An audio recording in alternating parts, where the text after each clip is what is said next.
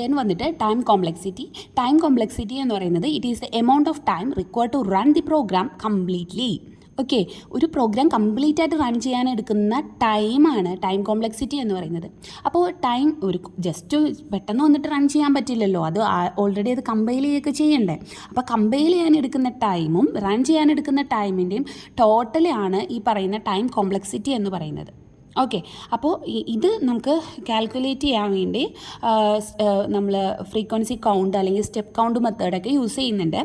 After that അത് represent ചെയ്യാൻ വേണ്ടി നമ്മൾ യൂസ് ചെയ്യുന്നതാണ് അസിംപ്റ്റോട്ടിക് നൊട്ടേഷൻ, അല്ലെങ്കിൽ ഇപ്പോൾ ബിഗ് O നൊട്ടേഷനാണ് കോമൺലി നമ്മൾ യൂസ് ചെയ്യുന്ന നൊട്ടേഷൻ എന്ന് പറയുന്നത്. ഓക്കെ, അപ്പോൾ time complexity and space complexity നല്ല രീതിയിൽ പഠിക്കുക. അപ്പോൾ സ്പേസ് കോംപ്ലക്സിറ്റി ഓൾറെഡി ഞാൻ പറഞ്ഞിരുന്നു. സ്പേസ് കോംപ്ലക്സിറ്റിയിൽ വരുന്നത് ഇൻസ്ട്രക്ഷൻ്റെ space, data space, then environment stack space ആണ്.